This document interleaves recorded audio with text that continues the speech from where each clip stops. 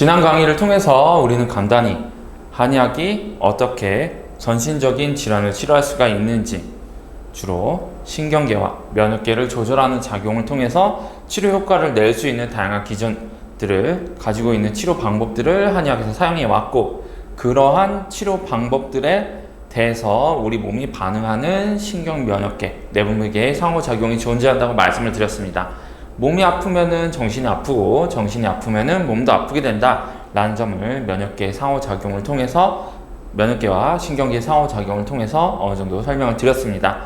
이제 조금 더 상세하게 한의학적 치료 도구들, 특히 한약, 본초와 방제들이 어떠한 작용들을 가지고 신경정신 질환을 치료할 수 있는지를 간단히 살펴보겠습니다.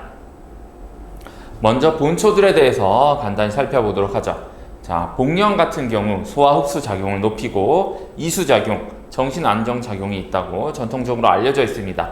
현대적으로는 세로토닌 3A 수용체 발현을 조절을 하고 진정작용과 신경 흥분을 억제를 하고 항스트레스 작용이 있으며 해마에서 신경보호작용 등을 통해서 기억력을 증진을 시킬 수가 있고 우울증을 개선할 수 있다는 게 알려져 있습니다.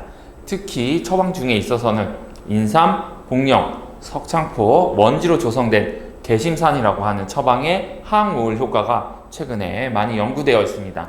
결론적으로 복령도 여러 가지 양리작용이 존재하지만 주로 우울증과 같은 혹은 인지기능 장애와 같이 염증성 변화에 의해서 나타날 수가 있는 신경정신 질환에 있어서는 항염증 작용을 주로 해서 염증을 조절해서 BDNF와 같은 신경 영양물질의 분비를 증가를 시키고 신경의 위축을 개선을 시키고 염증에 의해서 나타날 수가 있는 신경세포의 에이파토시스와 같은 문제들을 개선하고 신경의 과도한 흥분, 글루타메이트에 의한 독성을 완화시킴으로써 다양한 신경정신 질환을 치료하고 신경정신계 이상으로 인한 면역계 이상에 의해서 나타날 수가 있는 다양한 신체적인 질환을 개선할 수 있다는 부분을 보여주고 있습니다. 물론 제가 계속해서 말씀을 드리지만 이와 같은 작용 기전은 어디까지나 특정한 포커스에 맞춰가지고 연구가 되고 있는 것이기 때문에 한약의 모든 효과를 설명하지는 못합니다. 하지만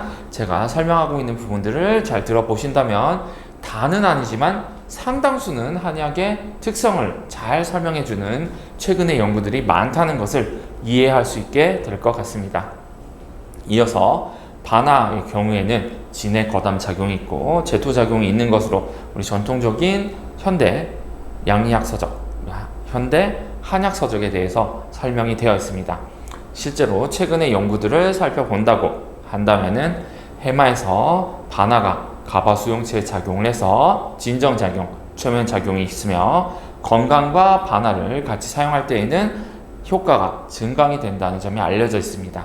또 후박의 경우에는 호흡기 및 소화관의 운동을 개선시키는 작용이 있으며 이수작용, 항우울 작용이 있다는 게 알려져 있습니다. 실제 현대 양리적인 작용에 따르면은 중추에서 염증 조절을 통한 항불안작용, 항우울 작용, 진정작용이 있다는 게 알려져 있습니다. 우리 과거의 의학인문과 같은 서적을 본다면은 마황으로 인한 번증, 다시 말해서 교감신경의 과도한 흥분에 대해서 후박이 진정 효과를 나타내서 그와 같은 흥분성을 억제를 한다라는 점을 보여주고 있습니다. 우리 전통 의서에서 나와 있는 그와 같은 임상적인 팁들은 실제 현대 과학을 통해서도 충분히 설명이 될 수가 있다라는 점을 보여주죠.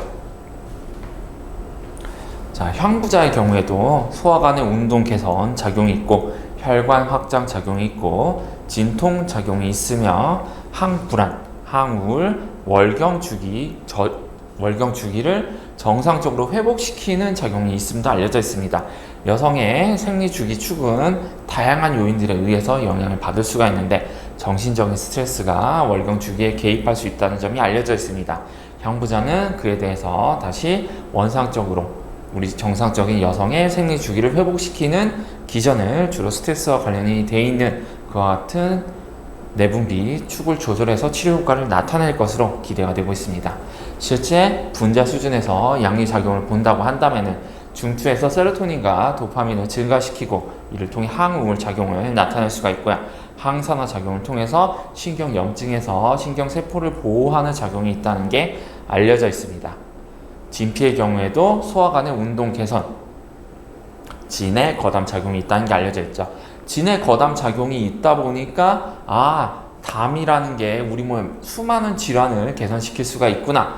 그런 질환이 있는 사람들이 객담이 나오는 것은 우리 몸 안에 어떤 담이라는 게 존재하는구나 라고 하는 고대의 추론이 있었을 겁니다. 그래서 십병부담과 같은 얘기도 나왔겠죠. 하지만 사실은 그렇지가 않습니다. 담이라고 하는 것은 일종의 상상의 산물이라고 할 수가 있겠죠. 실제로 담이나 습과 관여가 되어 있는 것은 비만과 같은 문제가 사실은 더 관여가 되어 있을 것이고요. 부종을 야기할 수 있는 우리 몸의 다양한 질환들은 역시 관련 장기들에서 염증 반응과 밀접한 관여가 되어 있다는 게 알려져 있습니다. 이를 통해서 진피가 가지고 있는 항염증 작용, 물론 여기 나와 있지 않지만요, 항염증 작용이 그를 개선을 해서 우리 몸의 다양한 질환들을 개선을 할 수 있겠다. 지질 대사에 대한 조절 작용이 있기 때문이다. 이런 설명이 현대에 들어서는 담음이 어쩌고 저쩌고 해서 질병을 유발한다 보다 좀 더 타당한 설명이 될 수가 있다 라고 설명을 드릴 수가 있을 겁니다. 신경정신질환에 있어서 진피는 두 성분 중 하나인 헤스페르틴의 세로토닌 투시 및 부신피질 자극 호르몬 방출인자 수용체에 대한 기량작용을 통해서 항우울 작용을 나타낸다는 것이 알려져 있습니다. 이를 통해서 세로토닌 조절을 통해서 소화기계에서도 모종의 통증을 조절한다거나 과민성 장증후군에 있어서 장 운동의 이상을 개선한다거나 하는 효과도 기대해 볼 수가 있겠죠.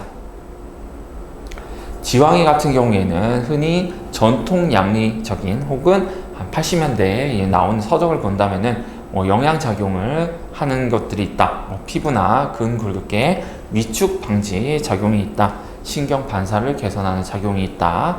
월경 이상을 개선한다. 신체 수분을 유지하는 작용이 있다. 몸을 식히는 작용이 있다. 특히 생지왕 같은 경우에는 더 그러겠죠. 그 외에 항염증 작용, 지혈 작용이 있다. 장을 부드럽게 해서 변비를 개선을 한다. 이와 같은 다양한 효과들이 시사가 되고 있습니다.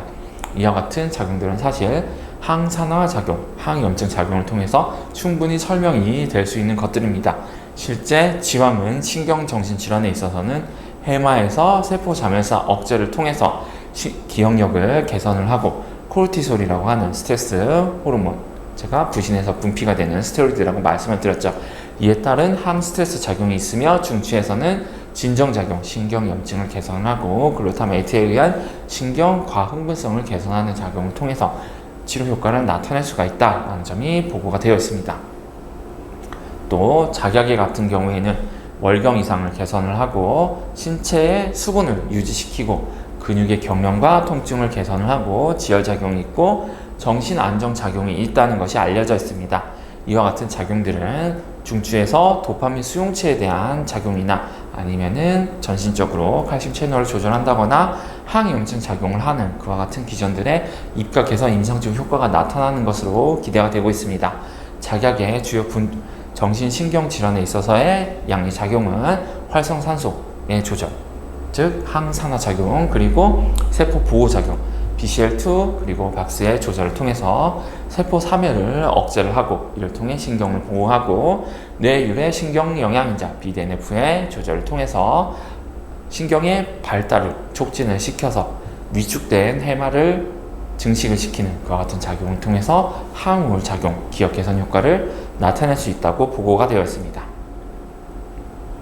지모 같은 경우에도 사실은 설명이 유사합니다. 항염증 작용이 있으며 열을 식혀서 몸의 수분을 유지할 수 있다는 게 알려져 있습니다.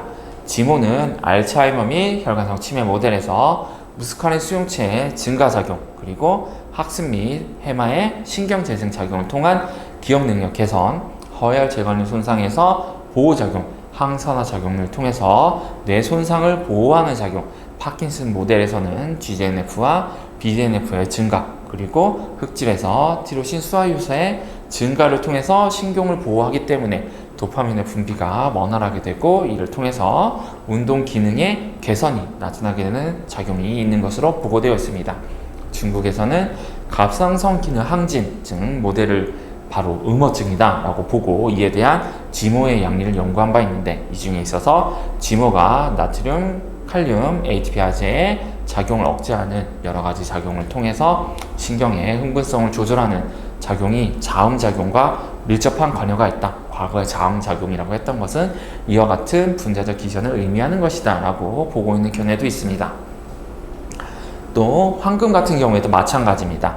황금은 혈관 확장을 억제하여 항염증 지혈작용을 나타냅니다. 황금은 중추에서 초화 산화물, 불균등화 효소, 그리고 말돈디알데하이드 감소를 통해서 항산화 작용을 나타내고 신경보호 작용을 나타낸다는 것이 알려져 있습니다. 그 외에도 염증을 억제하거나 세포의 사멸을 억제하는 그와 같은 효과가 있는 것도 알려져 있죠. 부자의 경우에도 조금 방향은 다르지만 대부분 양리작용이 유사하다는 것을 알 수가 있습니다. 부자는 전통적으로 신체의 표면을 덮여서 근골격 신경의 진통작용을 나타내고 항염증 작용이 있으며 신장의 혈류를 개선시킬 수 있다는 것이 알려져 있습니다. 현대적인 양리에 따르면 부자는 중추에서 진정작용이 있고요. 국소 마취 작용, 체온 하락을 억제하는 작용이 있습니다. 또 갑상선 기능 항진 및 스테로이드 과다 모델인 음어증 모델, 그리고 갑상선 기능 저하증인 양허 모델에 대해서 음어증은 교감신경 수용체 CAMP의 기능 항진이 나타나고 양허증에서는 부교감신경 무스카린 수용체 CAMP 계통의 기능 항진이 나타나는데, 여기에 있어서 부자와 육계를 병용할 때는 교감신경에 대한 작용을 통해서 음허증은 악화시킬 수가 있지만 양허증을 개선을 시킬 수 있다는 게 알려져 있습니다. 앞서 살펴본 음허증의 개선을 나타낼 수 있는 약물인 지모가 대단히 성질이 찬 약물이고, 반대로 부자가 성질이 대단히 뜨거운 약물로 전통적으로 알려져 있는 것은 이와 같은 양리작용의 차이와 밀접한 관여가 있을 것으로 우리는 충분히 예상을 할 수가 있습니다. 또 교감신경 및 내분비 기능이 저하된 상태인 허함증에 있어서 중추에서 도파민과 세로토닌에 대한 조절을 통해서 이를 정상으로 회복시킬 수 있는 작용이 부자에 있는 것으로 알려져 있습니다. 즉 교감신경을 흥분을 시켜서 또 염증을 조절하는 그 여러 가지 작용을 통해서 내분비 기능을 제대로 회복을 시킬 수 있다는 것이 부자의 주요 양리작용의 하나다라고 말씀을 드릴 수가 있는 것이죠. 자, 다음으로 후방 및 자소엽에 대해서도 살펴봅시다. 이와 같은 처방들은 주로 우울을 개선하는 본초들로 알려져 있죠. 바나후박탕과 향수산이 대표적인 방제 중의 하나입니다. 바나후박탕은 특히 상부 소화관의 운동을 부드럽게 하고 진해 거담 작용이 있는 것으로 알려져 있죠.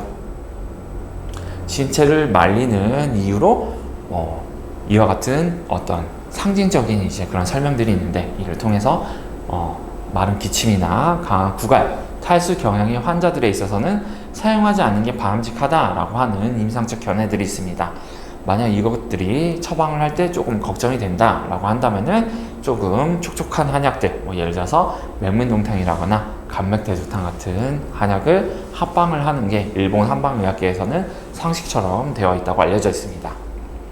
또 용골과 모려를 같이 사용하는 경우 두근거림을 가볍게 하고 수면을 유도하는 그와 같은 작용이 있는 것으로 알려져 있습니다. 방제로서는 시오가 용골 모려탕, 계지가 용골 모려탕, 시오계지 건강탕 등이 있겠죠. 불안으로 동계가 심한 경우에 용골 모려를 투여할 수 있는 것으로 일반적인 임상적 지식이 되어 있습니다. 시오가 용골 모려탕은 전통적 관점에서는 식히거나 말리는 작용이 강하고, 계지가 용골 모려탕은 배를 따뜻하게 하고, 시오계지 건강탕은 전신을 따뜻하게 적셔서 차고 건조한 신체를 따뜻하게 하는 그와 같은 작용이 있는 것으로 설명이 되고 있습니다. 이와 같은 설명들은 사실 어떤 염증의 조절이라거나 하는 차원에서 접근을 할 수가 있겠죠. 자, 감초와 대조는 흔히 눈물이 많은 상황을 개선한다고 보고가 되어 있습니다. 처방으로서는 감맥대조탕이 있을 수가 있겠죠. 금괴유력에 있어서는 부인의 장조증 또는 슬퍼져서 곡하려 들고 신령이 쓰인 것과 같고, 때로는 하품과 기지개를 한다, 이를 개선한다 라고 보고가 되어 있습니다. 감맥대조탕이 이를 치료한다 라고 전통적인 한의학적인 지식으로 알려져 있죠. 대체로 감초와 대조는 슬퍼서 울기만 하는 여성으로 뭔가 쓰인 것과 같은 상태로 하품이 많은 환자에게 감초와 대조를 효과적으로 사용할 수 있다라고 보고가 되어 있습니다. 하품이 많다라고 하는 점은 우리 사활론 강의에서도 종종 볼 수가 있는 것인데 이 부분은 각자 판단하기 나름이겠고, 희노애락의 결함이나 혹은 희노애락이 격렬하거나 신체와 장애에 유효한 경우가 많다고 임상적으로는 통용되고 있는 지식입니다. 신체의 수분을 머물도록 하고 있다는 발상에서 말리는 계열, 건조한 방제와 합방하는 것이 좋다라고 또 보고가 되어 있죠. 복령, 계피, 작약은 또 마찬가지로 가벼운 진정작용이 있는 것으로 알려져 있습니다. 이와 같이 복령, 계피, 작약은 돼지 복령안을 구성하는 주요한 약물이고요. 계피와 복령을 포함한 방제로서 기분을 진정시키는 작용이 있다는 것이 알려져 있습니다. 작약 그 자체로도 진정작용이 있고, 특히 시오나 지실과 같이 사용을 할 때 효과가 증강이 된다. 항우울 작용, 항불안 작용이 뚜렷해진다 라는 점이 알려져 있습니다. 또 산조인과 조구 등은 가벼운 수면 유도 작용, 진정 유도 작용이 있는 것으로 알려져 있습니다. 물론 산조인이나 조구 등의 효과가 서양의학적인 수면 유도제만큼의 효과가 나타난다는 것은 아닙니다. 다만 더 자연스럽게 멜라토닌과 유사하게 환자를 자연스럽게 잠들 수 있게 한다라는 작용이 산조인과 조구 등이 기존의 수면 유도제에 비해서 더 나은 점이다 라고 할 수가 있을 겁니다. 주요한 방제로는 산조인탕, 귀탕, 조등산, 억간산 등이 있는 것으로 보고가 되어 있죠. 산조인과 조구 등의 치자를 합방을 해서 주로 서양의학적인 수면 유도제, 수면제 이상의 효과를 나타낼 수 있는 것으로 알려져 있습니다. 이와 같은 처방들은 적어도 각 본초의 양이 10g에서 20g 사이로 통상적인 한약의 본초의 용량보다 다수 사용해야 된다는 것이 알려져 있습니다. 또 시오의 경우에는 진정을 시킨다, 또 긴장을 풀어준다 라고 하는 임상적인 지식이 있습니다. 기본적으로 시오는 식혀서 말린다, 즉 찬 약물, 항염증 작용이 강한 약물이다 라고 볼 수가 있을 것입니다. 환자의 상태에 맞춰서 시오를 사용할까 말까를 딱 결정해서 사용하는 게 아니라 환자의 치료 과정에서 계속해서 환자의 증이 변하는 그와 같은 임상적 특징이 한의학의 임상이기 때문에 환자를 지속적으로 관찰해가면서 환자의 증이 시시각각 변할 때마다 그에 맞춰서 처방 본초를 변경시켜주는 것이 좋겠습니다. 도인도 진정작용, 흥분작용이 있는 것으로 알려져 있습니다. 항사나 항염증 작용이 강한 본초이기도 하죠. 도액승기탕의 진정작용도 이와 밀접한 관여가 되어 있습니다. 대왕도 마찬가지로 이와 유사한 작용이 있겠죠. 구어혈제는 치료 저항성의 신체 질환, 정신 질환을 치료하는 데 효과적인 것으로 보고가 되어 있습니다. 또 황련, 황금, 산치자 등은 강한 진정작용이 있으며 흥분을 가라앉힐 수 있다는 것이 알려져 있습니다. 황련, 황금, 산치자와 같은 본초들은 청열약으로 흥분이 강해서 얼굴이 새빨개진 환자분들에게 더 효과적일 것이다 라고 일반적으로는 생각이 되고 있습니다. 황련, 황금, 산치자도 무언가 식히고 말리는 계열의 본초라는 것들이 시사가 되고 있습니다. 전통적인 개념들이 이와 같이 설명을 하고 있다고 해서 이를 무조건 이 전통적인 개념들이 맞다라고 보시기보다는 왜 전통적인 한약의 이론들이 뭔가 차다거나 뭔가 뜨겁다거나 하는 그런 추상적인 표현을 했는지를 생각해 보시는 게 좋겠습니다. 이미 답이 나와 있긴 하지만 앞서서 설명드렸듯이 차다거나 뜨겁다 하는 것은 사실 염증 반응 면역계를 조절하는 작용과 밀접한 관여가 되어 있다. 과거에는 그냥 인위적인 카테고리화를 해서 그를 분류한 것이지만 사실은 그와 같은 카테고리화가 상당히 맞는 부분이 많다라고 제가 얘기를 드렸습니다. 하지만 이제는 더 많은 지식들이 알려졌기 때문에 전통적인 카테고리를 벗어난 새로운 한의학의 발전을 추구하는 게 중요하겠죠. 이미 네트워크 양약을 비롯해서 한약의 수많은 데이터베이스들 그리고 수많은 실험적인 연구들이 이미 너무 많기 때문에 이제는 한의학의 주요한 지식들을 현대과학으로 대체할 수가 있게 되었다라고 할 수가 있겠습니다. 자, 또 주요한 방제들을 저와 같이 한번 살펴보도록 하시죠. 자, 조등산을 먼저 한번 살펴봅시다. 조등산은 조등, 석고, 복령, 반화, 방풍, 국화, 인삼, 맹문동, 진피, 생강, 감초로 조성이 된 신경정신질환에 사용되는 주요한 처방 중의 하나입니다. 특히 조등산을 구성하는 메인 본초인 조구등은 뇌 혈관을 확장시키고 혈류를 좋게 하고 항정관작용, 정신안정작용을 가지고 있어서 고혈압에 의한 두통이나 어지러움 등을 개선하는 작용이 있는 것으로 알려져 있습니다. 복령, 반화, 진피, 감초를 조합하면 이진탕이라는 방제가 되고 인체 여분의 수분을 날려보내서 어지러움을 개선할 수 있다는 것이 알려져 있습니다. 방풍, 국화, 석포는 흔히 열을 식히는 작용, 항염증 작용을 가지고 있다라고 볼 수가 있겠죠. 고혈압과 관여가 되어 있는 두통, 어지러움, 이명 등을 조등산이 치료할 수 있는 것으로 임상적인 지식이 되어 있습니다. 조등산을 구성하는 본초인 조구등은 불면에도 효과가 있지만 X제, 일반적으로 일본에서 사용되는 X제로서의 조등산은 양리적 작용이 약하다라고 보고가 되어 있습니다. 조등산은 모노아민 조절을 통한 항우울 작용이 있으며 뇌혈류 개선, 신경보호 작용, 그리고 만성 두통, 그리고 혈관성 치매를 개선할 수 있는 것으로 보고가 되어 있습니다. 소요산, 거, 작약, 생강, 박하, 합, 조구등, 청궁 등으로 조성된 처방, 억간산을 살펴보도록 하시죠. 억간산은 원래 어린이에게 사용되던 약입니다. 하지만 지금은 치매 환자의 BPSD, 즉 행동심리 증상이 빈용이 되고 있습니다. 시오제 그룹에 넣긴 했지만 억간산의 주요 양리 효과를 나타내는 본초는 조구등입니다. 조구등은 뇌 혈관을 확장을 시켜서 혈류를 개선을 시키고 정관작용, 신경흥분의 억제, 정신안정작용을 가지고 있어서 고혈압에 의한 두통이나 어지러움을 개선할 수 있다는 게 알려져 있습니다.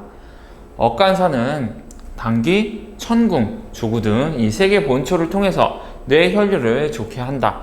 치매에서도 효과적이다 라고 일반적으로 생각이 되고 있습니다. 임상적으로는 주로 초조감을 보이는 환자들에게 다 효과적이진 않고 일반적으로 조금 혈관 수축 기미가 있고 안색이 그렇게 좋진 않다, 얼굴이 파랗다라는 타입의 환자에게 유효하다는 어떤 임상적인 인상이 존재합니다. 화낼 때 얼굴이 빨개지는, 혈관이 확장되는 환자에게는 억간산보다는 청혈제를 통해서 우울이나 기분장애를 조절하는 것이 좋다라고 생각이 되고 있습니다. 억간산에는 작약이 잘 들어있지는 않은데 거기에 있어서 이유는 잘 알려져 있지 않다고 합니다. 작약을 가미를 한다고 한다면은 일본의 한 의사분은 억간산의 게지가 작약탕, 작약감초탕을 합방을 해서 사용하는 것이 더 효과적이다. 작약뿐만이 아니라 시오의 양도 증가시키는 것이 좋다. 사역산을 투여하는 것이 좋다. 사역산합 억간산을 투여하는 것이 우리 작약과 시오의 양을 증가시켜서 더 나은 우울, 항우울, 항불안 효과를 나타낼 수 있다라고 생각이 되고 있습니다. 계속해서 처방들을 살펴보도록 하시죠. 산조인, 복령, 지무, 청궁, 감초로 조성된 처방, 산조인탕에서도 간단히 알아봅시다. 산조인탕은 주로 피곤한데도 잘 수가 없다. 정말 수면장애의 대표적인 증상이죠. 산조인탕은 피곤한데도 잘 수가 없다는 환자들에게 사용을 합니다. 지모의 작용이 더해져서 어떤 전통적인 경향, 전신적인 경향을 본다고 한다면은 몸의 수분을 유지하는 경향이 있는 방제가 사용이 된다. 즉 건조한 사람에게 사용이 된다라는 인식을 가지고 일반적으로 투여가 이루어지고 있습니다. 산조인탕 일반적인 X제 용량으로는 효과가 적기 때문에 기본적으로 2배방 정도를 처방을 해서 투여할 수가 있고 저녁 식사 후에 투여하고 식후 완전히 투여하는 그와 같은 방식으로 대량 투여하는 것이 일반적이다 라는 것이 알려져 있습니다. 또 효과가 나타나서 수면을 잘 이루게 상태가 된다고 한다면은 서서히 산조인의 용량을 줄여 나갈 수가 있을 겁니다. 억간산뿐만이 아니라 산조인탕 역시 선망에도 효과가 있는 경우가 많고요. 선망 환자가 실제로 어떻게 보면 피곤한데 잠을 잘 수도 없다라는 식으로 해석하는 경우도 있습니다. 어쨌든 불안해서 자기 어렵다라고 한다면은 시오나 치자를 더 고려할 수가 있다고 생각이 되고 있는데 산조인탕에 치자를 가미를 해서 사용하는 것이 효과를 빠르게 나타낸다, 더 효과적이다 라고 알려져 있습니다. 또 산조인탕은 단방으로 사용하기도 하지만 지자시탕이나 귀비탕에 합방을 해서 투여되는 경우가 많은 것으로 보고가 되어 있습니다. 불안, 우울, 불면 등 다양한 정신 증상에서 완화 작용을 하고 가바, 세로토닌, 뉴로펩타이드 Y 등에 대해 관여하는 작용이 있으며 신경염증을 개선하는 다양한 양리 기전이 산조인탕에 있다라고 보고가 되고 있습니다. 산조인탕은 세로토닌, 도파민, 모노아민계에 작용을 해서 항우울 작용, 수면 개선 작용이 있는 것으로 보고가 되어 있습니다. 이와 같은 본초들, 특히 산조인의 중요성이 잘 알려져 있죠. 주교 온담탕도 불안장애, 우울장애 등에 널리 사용될 수 있는 처방입니다. 본초의 구성은 상당히 복잡하죠. 시효, 황련, 인삼, 반화, 주격, 진피, 길경, 지실, 맹문동, 복령, 향부자, 생강, 감초 등 요 강의 초반에서 말씀을 드렸던 다양한 본초들의 양리작용이 복합적으로 환자의 기분장애를 개선할 수 있다, 수면장애를 개선할 수 있다, 불안장애를 개선할 수 있다라는 것들이 보고가 되고 있습니다. 원래 주교 온담탕은 감기나 폐렴이 좋아진 후에도 계속 열이 나거나 기분이 좋아지지 않고 기침이나 가래가 많아 자기 어렵다라는 때에 만들어진 한약이라고 보고가 되어 있습니다. 제가 이전 강의에서 말씀을 드렸듯이 폐혈증에서 면역계 이상이 지속이 된다고 말씀을 드렸는데 꼭 감기나 폐렴만이 아니라 중증의 염증 반응이 1차적으로 휩쓸고 간 그와 같은 환자들에서 이와 같은 문제가 생겼을 때 약하지만 염증 반응을 조절하고 진정작용을 통해서 치료 효과를 나타내는 식으로 사용되어 온 것이 바로 주교 온담탕이다 라고 말씀을 드릴 수가 있을 겁니다.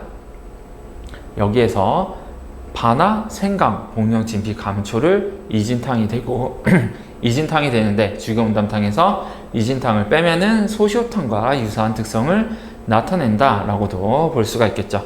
특히 주교에는 진정작용이 있어서 소위 말해서 담이 관여를 한다라는 제가 말씀을 드렸던 담음에서의 담이 아니라 결단지관으로서의 담을 조절한다라는 작용이 있는 것으로 알려져 있는데 이것은 즉 주교의 어떤 작용이 전신적인 염증만이 아니라 중추 특정한 영역에서 어떤 효과를 나타낼 수 있지 않을까라는 추정을 하게 만드는 문구다 라고도 볼 수가 있을 것입니다. 하지만 아직까지 많은 연구가 되어 있지는 않고요. 다만 임상적으로 봤을 때 불안에 효과가 있을 것 같고 어떤 방제학적인 차원에 있어서는 열을 식히고 몸을 건조하게 한다 라는 그와 같은 주교의 특성을 가진 온담탕 하면은 항상 따뜻하게 할 것 같이 생각이 들지만 굉장히 차한 처방 중에 하나입니다. 이와 같은 주교 온담탕을 잘 합방을 해서 환자에게 잘 투여하는 것이 불안에 있어서 한약 치료에 주요한 접근이 된다라고 볼 수도 있겠죠.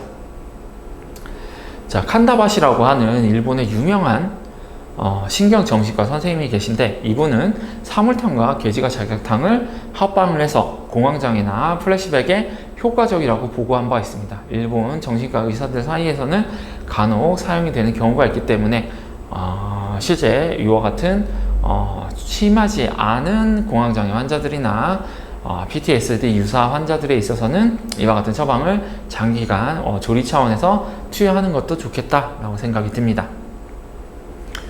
자, 또 오수유탕에 대해서도 간단히 살펴봅시다.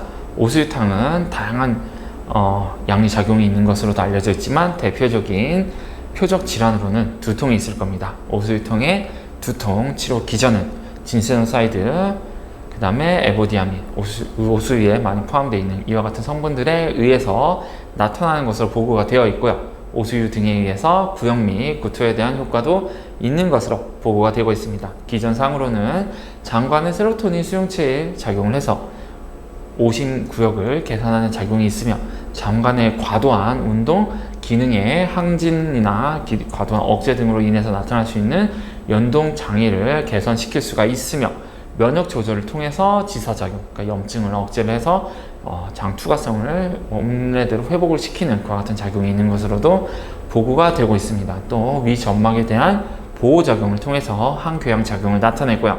뇌혈관 확장을 통한 혈류 개선이 두통 개선에도 작용을 할 것으로 생각이 되고 있습니다.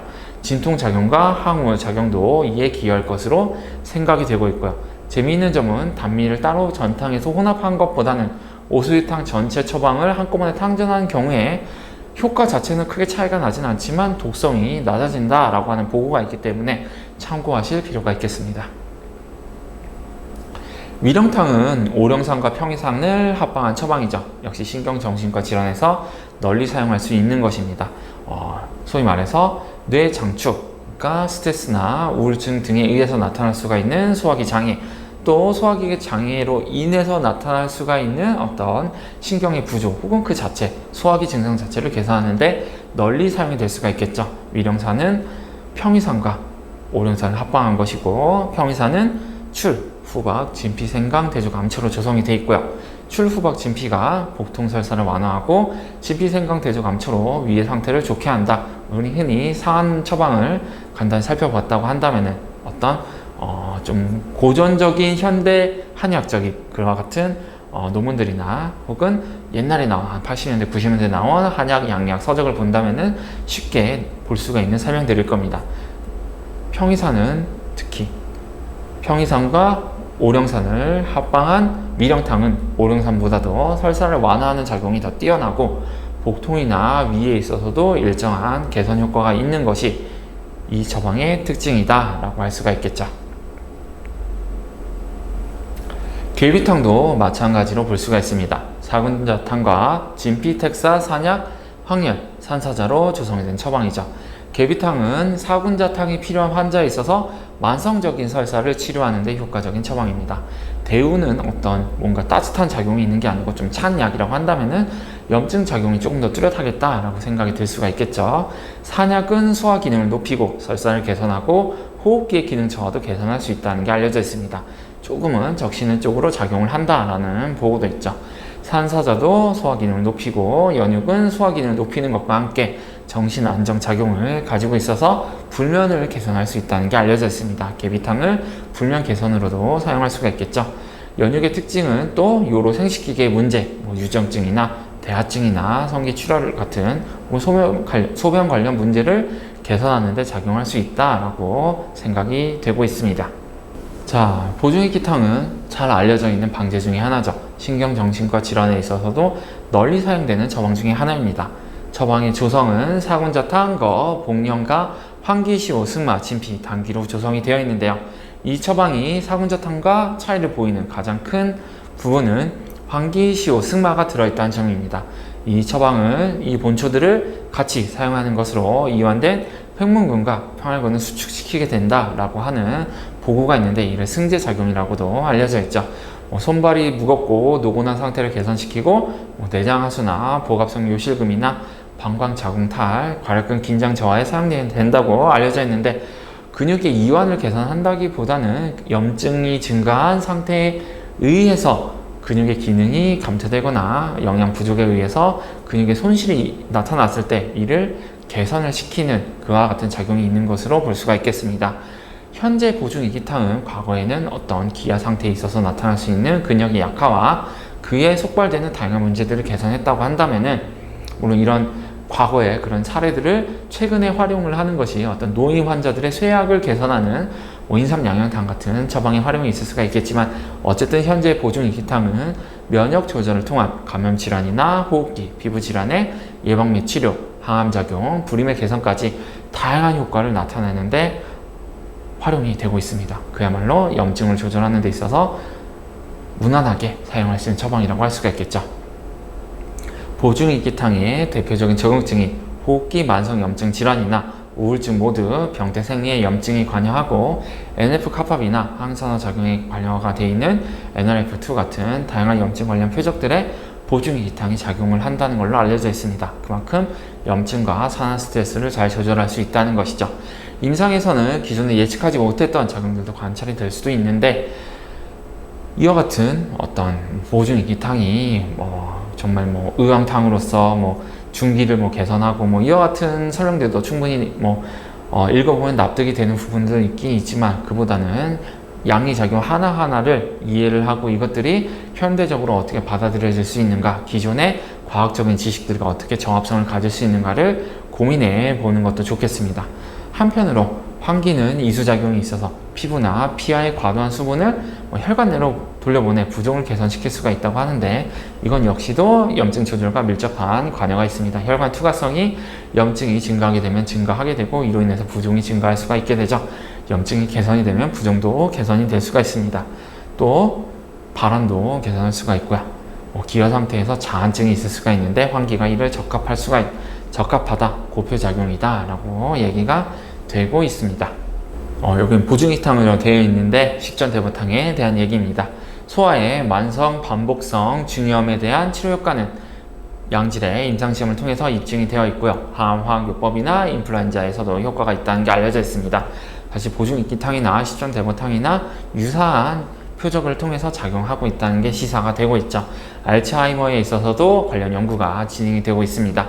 양리작용도 굉장히 광범위하고요. 일전에 말씀을 드렸듯이 식전대보탕, 보증이탕 모두가 점막 면역계에 관여를 해서 획득 면역의 면역 증강 효과를 나타낼 수 있다라고 보고가 되고 있습니다.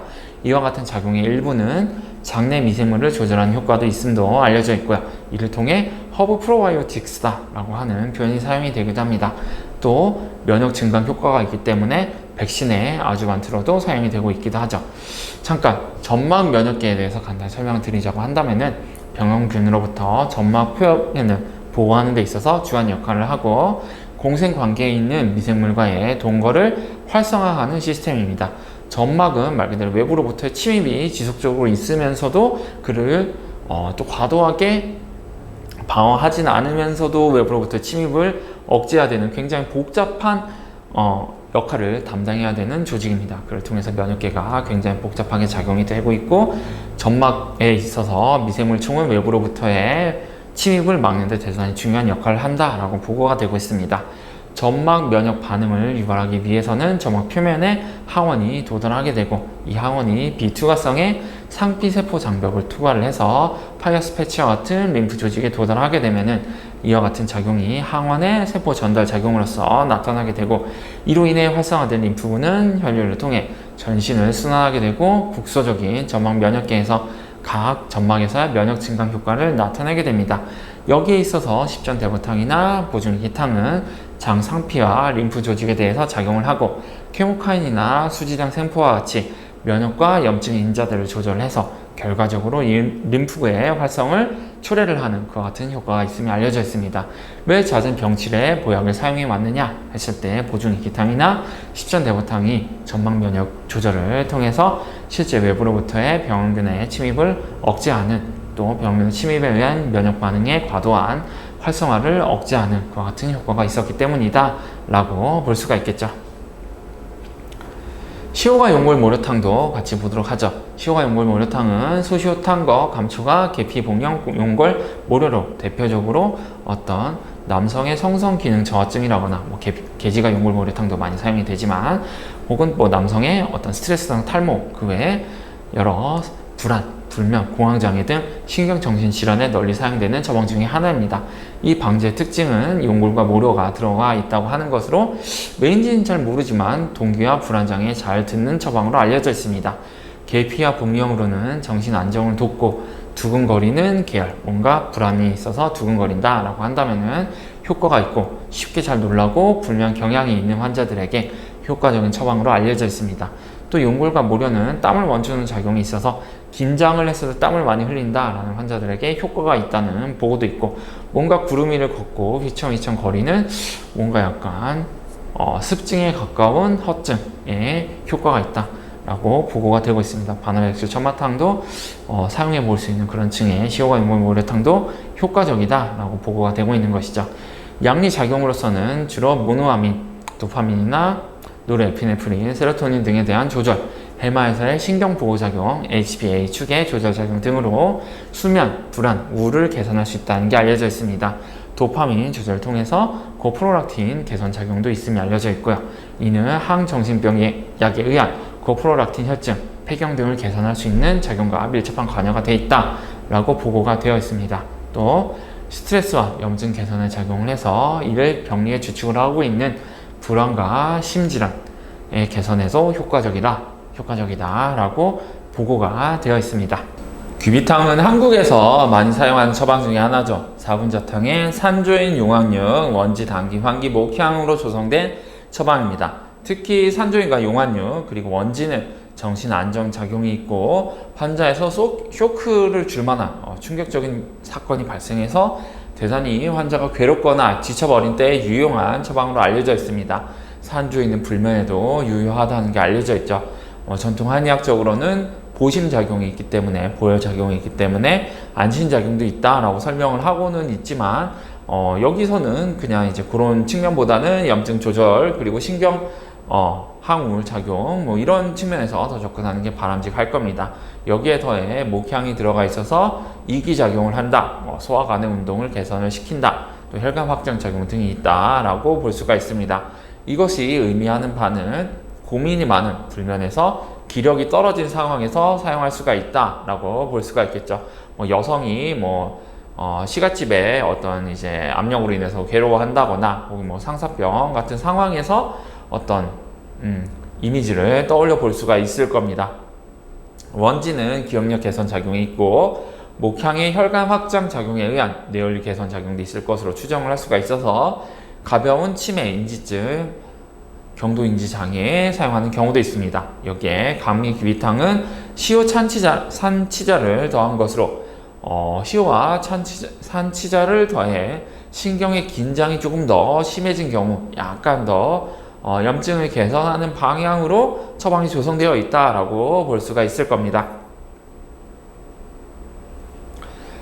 귀비탕의 현대적인 양리를 본다고 한다면은 불면 및 우울 장애에 있어서 모노아민에 대한 조절작용, HPA축에서 ACTH, 코티솔의 혈중 농도를 낮추는, 즉 항스트레스 작용이 있고요. 갑상선에서 T4 농도를 낮추는 것에서 HPT 축도 조절할 수 있다라는 것들을 보여줍니다. 한마디로 항진된 흥분을 감소시킨다는 것이죠. 또 동물 실험들에 있어서는 우울 증상을 감소를 시키고 해마에서는 인터루킨-1 베타의 감소 효과, 인터루킨-1 수용체의 발현을 억제시키고 신경 성장인자 수용체 NGF 리셉터의 발현을 증가시키고 CRH와 BDNF의 증가를 통해서 신경 발달을 촉진을 시킬 수도 있고요. 그 외에 뇌에서 세로토닌을 증가시키고 글루타민산의 감소를 통해서 흥분을 조절하고 하는 그와 같은 여러 가지 작용들이 있음을 알 수가 있습니다. 아직까지 세부적인 기전이 명확하진 않지만 귀비탕의 항우울 효과는 SSRI 항우울증, 플루옥센틴과 유사한 수준이 되는 것으로 생각이 되고 있습니다. 바나 후박탕은 소바나가 복력탕에 후박과 자소압을 더한 처방입니다. 후박은 호흡기와 소화관, 특히 상부 소화관의 운동을 개선하고 가벼운 항우울 작용이 있는 것으로 알려져 있습니다. 전통적으로 소위 히스테리구라고 하는 인후에 뭔가 걸린 것과 같은 위화감을 개선하는 그와 같은 처방이라고 할 수가 있겠죠. 이에 증상은 식도 운동이 정체된 그와 같은 것으로 인해서 히스테리구 혹은 역류성 식도염 이와 같은 유사한 증상이 나타날 수가 있는데 후박이 이를 개선하는 것으로 알려져 있습니다. 여기에 자소엽은 바나와 작용이 유사하지만 항우울 작용도 있는 것으로 알려져 있죠. 향초산이 대표적인 사례라고 할 수가 있을 겁니다. 이렇게 보면 바나 후박탕은 호흡기, 상부 소화관의 운동, 그리고 가벼운 우울을 개선할 수 있는 것으로 볼 수 있습니다. 자소엽, 복력, 생강은 전통 한의학, 특히 일본 한방의학에서는 술을 움직이는 처방이기 때문에 부종도 경감시킬 수가 있다라고 알려져 있습니다. 바나 후박탕이라고 하면 히스테리9 외에도 복부 팽만감, 흉민증 아니면은 역류성 식도염 이와 같은 증상도 개선을 할 수가 있고요. 인후의 위화감에만 쓰여지는 것이 아니라 호흡기 소화관의 어떤 여러 증상들을 완화한다라는 식으로 이해를 할 수가 있을 겁니다. 다만 바나와 후박이 가진 건조시킨 힘이 강하기 때문에 음어증 등이 있는 환자에 있어서는 사용하기가 어렵다. 만약 사용을 해야 된다고 한다면은 맹문동탕 등을 합방해서 사용하는 것이 좋겠다라는 견해도 일본에서는 있습니다. 바나 후박탕은 신경정신과 질환에 있어서도 효과가 있다는 게 알려져 있죠. 이 작용은 해마에서 세로토닌과 노르아드레날린 같이 모노아민을 조절하는 효과와 관련이 있는 것으로 알려져 있습니다. 또 바나 후박탕의 도파민 증가 작용은 인후부에서 연화 반응을 개선하기 때문에 바나 후박탕의 신경정신계의 작용이 매기와 같은 증상을 개선하는 이유를 또 설명을 해줄 수가 있을 겁니다. 이 외에 수면 중 각성과 숨막힌 증상을 유발하는 슬립초킹 신드롬에 대해서도 증례가 보고되어 있고요. 정신질환에서는 후박의 주성분 중에 하나죠. 대표적인 양리 성분이 호누키올의 항불안 효과가 잘 알려져 있습니다.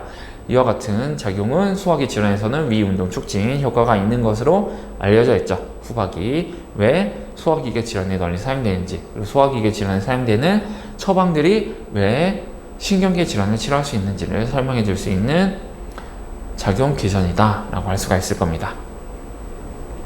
반응 후박탕의 작용으로 특히 후박 소엽, 공룡 소엽의 약대가 주요한 역할을 하는 것으로도 알려져 있습니다. 도파민, 세로토닌성 변화 작용을 통해서 우울증을 개선할 수가 있고요.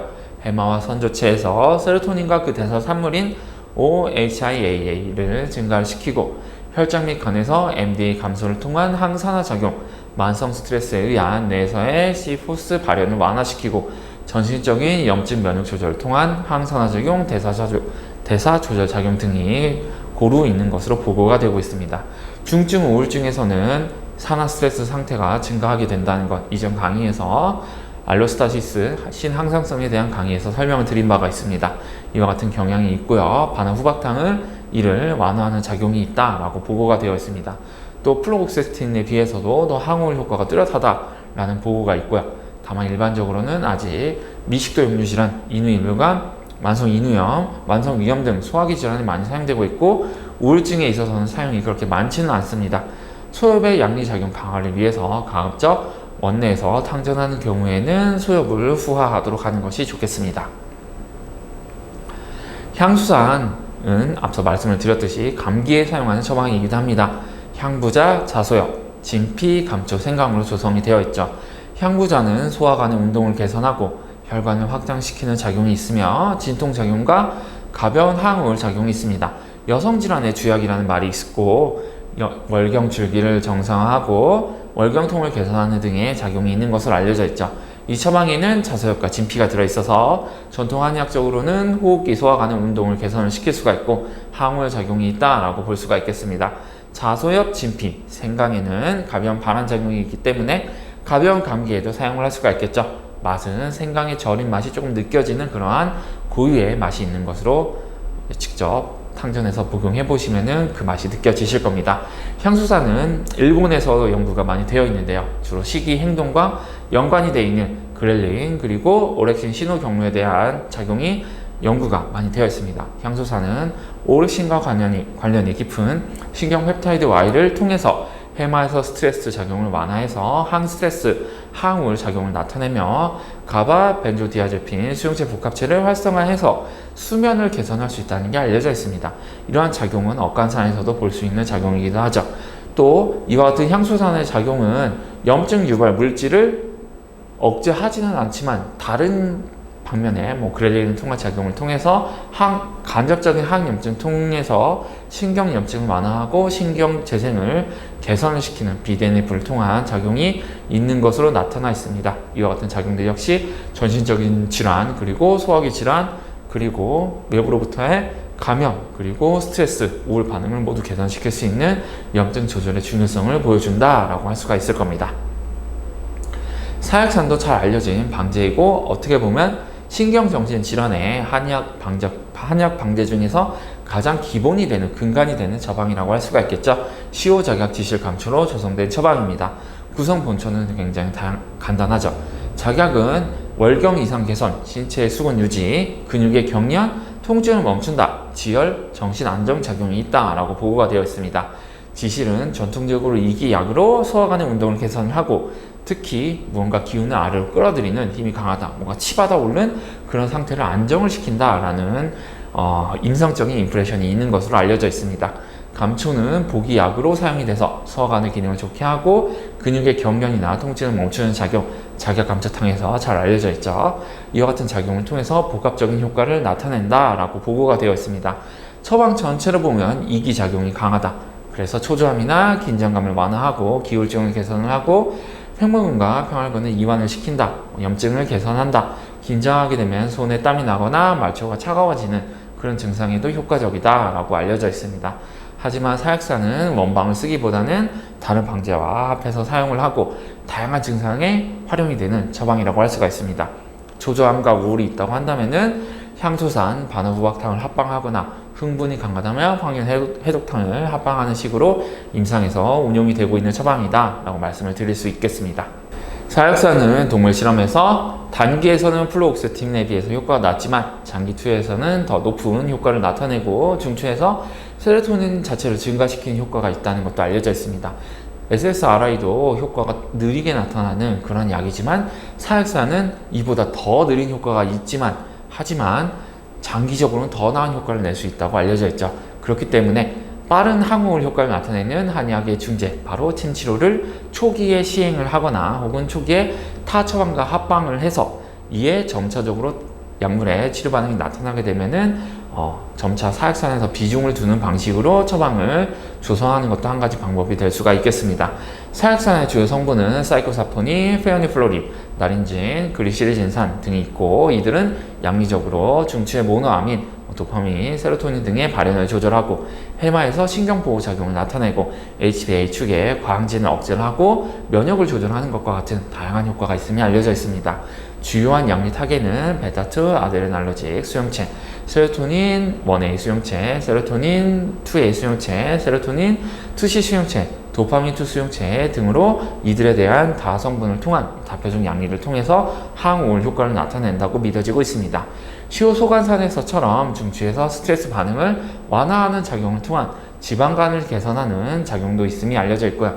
우울증 외에 자폐장애, 조현병, 뇌전증, 말초신경병증, 비만통증, 기타 발작, 죽상경화증, 고혈압, 당뇨, 통각과민, 알츠하이머, 신부전, 심근경색 등에 대해서도 다 잠재적인 효과가 있을 것으로 보고가 되고 있습니다.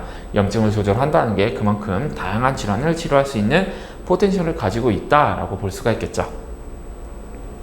가미소요산도 사약산, 거, 지실, 합, 출, 당기, 복령, 생각, 반화, 치자, 목단피로 조성이 되어 있습니다. 소요산은 보혈제의 대표적인 당기가 포함되어 있고요. 당기와 작약으로 인해 여성의 내분비계 개선을 할 수 있는 것으로 보고가 되고 있습니다. 박하는 무언가 화한 느낌을 주고 염증을 억제하고 기분을 개선시키는 작용이 있는 것으로 보고가 되었습니다. 백출과 복령은 이수와 약간의 보기 작용을 하고 사약산증보다는 수체 기미가 있고 월경과 관여가 되어 있는 정신 증상이나 갱년기 증상을 개선하는 것으로 보고가 되어 있습니다.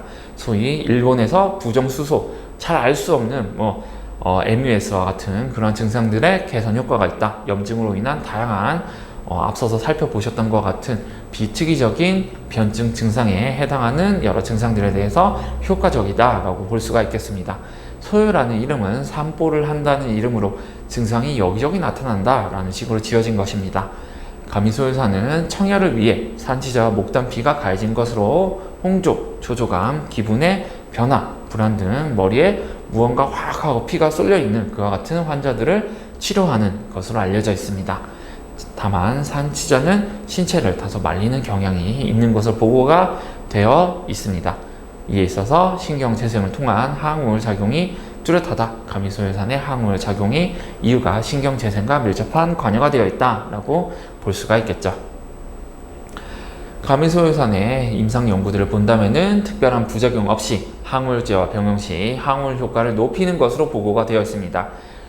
가미소요산의 핵심적인 작용은 시오 백작약의 약대로 생각이 될 수가 있고요. 이들은 단독 사용 시보다 동시 사용 시에 더 뚜렷한 항우울 작용을 나타내는 것으로 보고가 되어 있습니다. 처방 전체로 보면은 해마에서 AMP의 수용체를 통한 신경 가소성의 조절, 글루타민 수용체 발현의 조절, TNF-알파, 연스키나제, 스타트, 염증성 경로 조절을 통한 신경 재생작용, 세로토닌 수용체의 활성 조절, 뇌에서 청반에서의 노르에피네프린 뉴런 활성의 억제, HPA 축의 활성 억제, 다양한 신경 전달 물질과 아미노산의 조절, 에너지 대사 증가 등을 통해서 복합적인 항우울 작용을 나타낸다는 것도 보고가 되어 있습니다. 가미소요산의 양리를 설명을 할 수가 있겠죠.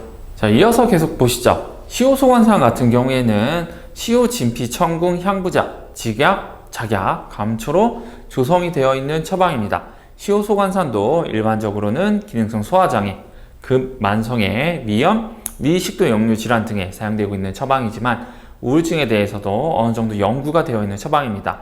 시오제의 특징이라고 한다면은 직접적인 항산화 작용, 렙틴, 아디포넥틴 조절을 통해서 비만 및 대사 질환의 치료 작용이 있고 중추에서 스트레스 반응을 완화하는 작용을 통한 지방간의 예방, 발생 예방 작용이 알려져 있습니다. 한약의 복합 작용에 좋은 예라고 할 수가 있겠죠. 기존의 임상 시험들 중에서 3세대 항우울제인 플로옥세틴에 비해서 더 나은 효과를 보인 이 처방은 동물 실험에서 스트레스에 의한 해마에서의 ERK5의 활성을 감소시키고 감소된 인산화 ERK1,2의 활성을 증가시키는 등의 작용과 더불어서 스트레스에 의한 관련 유전자 및 단백의 발현을 억제하는 것이 알려져 있고요. 세로토닌 1의 수용체의 발현을 증가시키고 뇌혈류를 개선시키는 작용이 있다는 게 알려져 있습니다. BDNF의 증가 효과도 있다는 게 알려져 있죠. 흥미로운 것은 이러한 시오소간산의 작용은 시오지각 향부작 그리고 청궁 백작약 감초로 나누어 투여한 것의 합보다 크게 나타난다라는 점입니다. 이러한 항우울 효과에서는 다른 보온초도 중요하겠지만 백작약과 지각의 중요성이 시사되고 있다라고 말씀을 드릴 수가 있겠죠.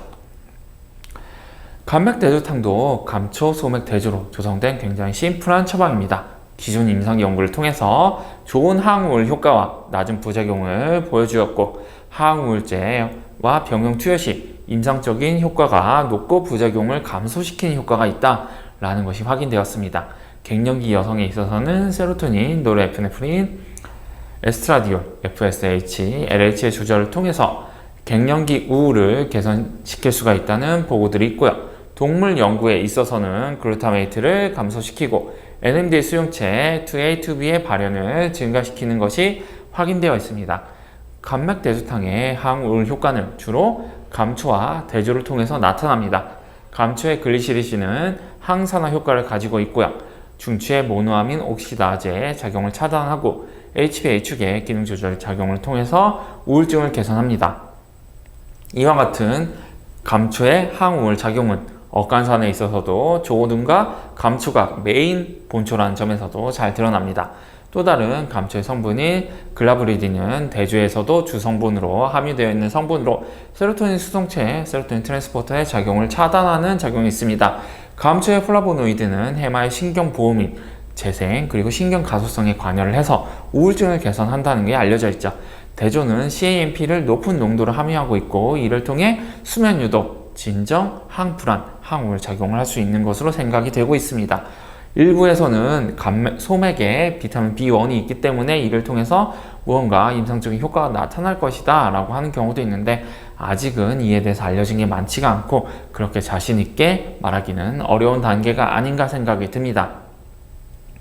처방 전체로 보면 감맥대조탕은 모노아민 전구체를 증가를 시켜서 이를 통해 모노아민의 합성을 증가시킬 수가 있습니다. 모노아민 옥시다제의 작용을 차단하고 이를 통해 모노아민의 감소를 억제할 수도 있고요. 또 HPA-축의 관점에서 장기간의 스트레스는 부신해서 글루코코르티코이드의 생산을 증가시키고 해마에 풍부한 글루코코르티코이드 리셉터에 작용을 해서 해마의 HPA-축 억제 작용을 차단해서 이 HPA-축의 활성을 과도하게 증가시키는 악순환을 유발할 수가 있습니다. 이에 대해 감맥대조탕이 해마에서 보호작용, HPA-축 한진을 완화하는 항우울 작용을 통해서 신경보호 항우울 작용을 할 것으로 생각이 되고 있죠. 그리고 BDNF의 증가작용, CAMP, PK 경로를 통한 조절작용을 통해서도 항우울 작용을 나타낼 것으로 생각이 되고 있습니다. 동물 실험에서는 안전성이 대단히 높은 것으로 알려져 있는데 이 처방을 단독으로 사용되기보다는 갱년기 여성이라면 당기작약산, 비비탕, 이선탕, 황련악효탕, 소시오탕, 개지가 용물 모래탕, 산후우울증에서는 월국한 사약산, 시오소간산, 뇌졸중 후에 우울증에 있어서는 반환백주 첨화탕과 합방해서 사용을 해볼 수가 있을 겁니다. 개심산은 인삼원지 석창포 복령으로 국내에서는 잘 알려져 있지 않은 처방이기도 하지만 대단히 조성이 심플하면서도 필요한 분초들이 다 들어가 있는 처방이다 라고 할 수가 있을 겁니다. 개심산은 해마에서 신경보호 효과를 나타내고 NGF, BDNF, GDNF 관련 유전자의 발현 및 합성, 분비 기전을 통해 항우울 작용을 나타내는 것으로 알려져 있습니다. 그리고 이와 같은 네 가지 본초들은 복합적으로 이 네 가지 본초들을 모두 사용해야만 항우울 효과가 나타난다라는 점이 알려져 있습니다. 개심산은 HPA-축의 항진을 완화하고 해마에서 아세틸콜린 에스테라제 발현을 감소시키고 뇌에서 모노아민성 신경 전달 물질을 상향 조절해서 세로토닌의 합성을 증가시키고 재흡수를 억제하는 작용, 신경 시냅스의 강화, 멜라토닌 매개 작용, TRKB, ERK, 크랩, 그리고 TRKB, BI3K, 크랩 경로를 통해서 신경 재생 효과, 신경 가소성 조절 효과 등을 통해 항우울 작용을 나타낸다고 알려져 있습니다. 또 임상적으로 플로우섹틴에 의해서 개심산이 SSRI에 비해서 치료 반응률이 높은 것으로 알려져 있습니다.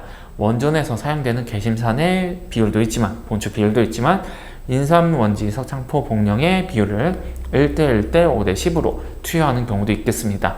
처방의 구성상 노인 환자에서 인지기능 저하가 병행된 경우에 잘 사용해 볼 수 있는 처방이다, 본초 조성이다 라고 말씀을 드릴 수가 있겠습니다. 오령산도 많이 사용되는 처방 중에 하나죠. 복령, 백출 혹은 창출, 절영, 택사, 계피로 조성된 처방입니다. 본초의 조합을 본다고 한다면은 이수를 목적으로 처방을 조성했다라는 걸 알 수가 있습니다.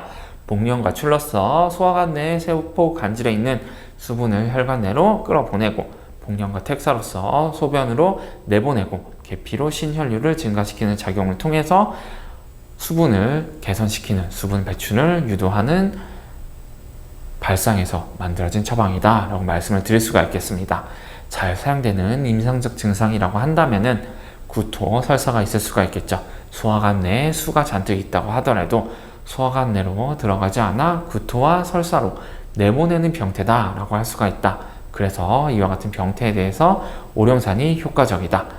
소화관 내에 수분 조절에 이상이라거나 혹은 임상적으로는 빙글빙글 도는 타입의 어지럼증, 부종, 두개내압 항진 혹은 두개내 혈종 등에 대해서 시도할 가치가 있는 응용 범위가 넓은 처방으로 이와 같은 수분 조절 효과가 있는 것은 세포에서 수분 채널인 아쿠아포린4의 조절을 통해서 세포 내로의 수분 유입을 감소를 시킴으로써 세포 외로 수분을 배출해서 여분의 수분을 배출하는 그러한 원리가 있는 것으로 알려져 있습니다. 단기저격사는 앞서 여성질환 강의에서도 많이 봤던 그런 처방입니다. 단기저격사는 다양한 여성질환, 특히 원발성 월경 곤란증에 효과적인 한약으로 알려져 있지만 최근에는 뇌혈관 질환의 후유증, 알츠하이머 치매 개선에 대한 연구, 주로 기억, 학습 기능의 개선, 베타 아밀로이드에 의한 신경손상 보호작용이 많은 연구 주제로 활성화되어 있는 것으로 알려져 있습니다. 이수작용에 착안을 해서 간경화에서 복수 개선 기전이 있다는 것도 보고가 되고 있습니다. 단기저격사는 어혈을 풀어서 생리통을 개선하고 보혈 이수작용을 통해 알츠하이머 증상을 개선하고 간경화를 호전시킬 수 있는 것이 아니냐는 전통적인 견해도 있지만 그 외 현대적인 관점에서는 인터루킨이나 BGF2A 같은 염증 관련 물질에 개입해서 진통 효과를 나타내고 CRH의 기능을 조절하고 HPA-축의 광진을 개선하는 것이 여성의 여러 정신 증상이나 원발성 월경 곤란증 등을 개선하는 기전이다 라고 말씀을 드릴 수가 있겠습니다. 또 아밀로이드 베타 응집 자체를 차단하거나 이와 관련한 염증 반응을 완화를 하거나 신경세포의 에이파토시스를 차단하는 작용이 알츠하이머에서 단기저격산의 임상적 개선을 설명해 줄 수가 있고요. 간 보호 효과, 엔도셀린, VEGF, 바소프레신에 개입해서 문맥 고혈압을 개선하는 작용 등을 통해 간 질환을 개선할 수 있다라고 볼 수도 있겠습니다. 우울증이나 불안장애와 같은 여러 신경정신 질환에 있어서는 중추에서 단기저격산이 노르아드레날린, 도파민 등 모노아민에 대한 조절 효과, 산화 스트레스 보호작용, HPA-축의 과항진 억제 등을 통해서 항우울 효과를 나타내는 것이 주요 효과다 라고 말씀을 드릴 수가 있겠습니다. 그 외에도 혈당 강화, 혈중 지질 조절과 관여가 돼 있어서 대사질환을 개선하는 데도 도움이 될 수가 있을 것이다 라고 볼 수가 있겠죠. 계지복령화는 가장 잘 알려진 항염증 처방, 구어지제를 볼 수도 있겠는데 최근에 대전대 한방병원에서 우울증에 대한 임상시험이 개시된 것으로도 알려져 있습니다. 염증과 신경질환의 관련성을 잘 보여주는 사례다라고 말씀을 드릴 수가 있겠죠. 계지복령환의 주요 양리작용으로는 염증성 사이토카인과 통증 유발 물질의 감소를 통해 확인할 수 있는 항염증 진통작용과 항종양작용, 평활근 수축작용, 혈류 개선, IGF-1의 감소, 에스트로겐, 프로스타글란진에 대한 조절작용, T셀과 NK셀을 통한 면역 증강 작용 등이 있는 것으로 알려져 있습니다. 이런 작용 등을 통해서 주로 여성질환, 자궁근종, 골반형, 월경 곤란증, 자궁내막증, 난소낭종, 자궁성근증, 그리고 난임 등에 대해서 개선 효과가 시사된다. 하지만 일반적으로는 염증과 통증을 개선하는 데는 뚜렷한 효과가 있지만 근본적으로 내막 조직에 대한 에이팝토시스를 초래한다거나 혹은 자궁 내막의 수용성을 증가시킨다고 하는 그와 같은 어떤 여성 질환의 근본적인 작용을 개선하는 데 있어서는 어느 정도 한계가 있다. 자궁 근종을 개선하는 데 있어서도 성장을 억제하는 그 정도의 효과 정도만 있는 것이 아니냐라고 생각을 해볼 수가 있겠습니다. 계지복용환 같은 구어제들을 많이 복용했을 때 소화불량이 나타난다고 하는데 이는 계지복용환이 콕스를 억제하는 엔세이드와 유사한 작용이 있기 때문입니다. 따라서 계지복용환과 같은 구어제를 장기 처방할 때는 소화기계에 대한 보호작용이 있는 분초들을 합방해서 투여하는 것이 좋겠습니다. 온경탕도 당기 자각상과 마찬가지로 여성질환, 특히 월경통과 난임을 개선하는 작용이 잘 알려져 있죠. 여성질환에서 개선 효과를 뒷받침하는 주요 작용으로는 혈관 확장, 혈류순환의 증가, 진경작용, 황체 호르몬과 남포자국 호르몬의 조절작용 등이 있을 겁니다. 그 외 내분비계에 대한 작용으로 성장 호르몬의 분비 조절 등에 대해서도 연구가 발표되어 있죠. HbA 축의 기능 회복을 근간에 두고 있는 처방이기 때문에 스트레스로 인한 다양한 질환들에도 처방이 굉장히 광범위하게 사용이 될 수가 있고 여성의 심리질환, 심리정신질환 그리고 이로 인한 여러 신체질환 혹은 생식 관련 질환에도 널리 활용을 해볼 수가 있는 처방이다 라고 할 수가 있겠습니다. 다낭성 난소 증후군에서는 용담 사간탕과 같이 사용이 될 수가 있겠습니다. 황현 해독탕 역시 염증 조절이 뚜렷한 처방이기 때문에 신경정신질환의 염증에 의한 병리를 개선할 수 있는 것으로 볼 수가 있을 겁니다. 전통적으로는 열을 식혀서 의식을 확실히 하는 처방으로 고열로 선망이 발생한 것과 같은 그와 같은 병태에 효과적이다 라는 보고들이 있습니다. 맛은 매우 쓰고 앞서서 보셨던 용담 사간탕만큼은 아니겠지만 이 처방에 사용되는 본초들은 혈관을 수축시키고 염증을 개선해서 발적을 개선한다거나 피부에서 나타난 화상에도 효과적이다. 위염에서도 반환사심탕과 같이 사용해서 효과를 나타낼 수 있다. 구내염에 대해서도 효과적이다. 고혈압에서도 효과적이다 라는 얘기도 있는데 고혈압에 있어서는 그 2차적인 이유로 혈압이 증가한 경우에 효과적이지 원발적인 고혈압에 있어서는 효과가 그렇게 뚜렷하지는 않다라고 볼 수가 있을 겁니다. 정신과 질환에서는 주로 흥분을 억제하기 위해 사용이 되고 치매 환자의 BPSD에 사용되는 경우가 많습니다만 노인 환자가 허증인 경우에는 억간산이나 당기저격산 등을 사용하는 경우가 더 일반적이다 라고 말씀을 드릴 수가 있을 겁니다.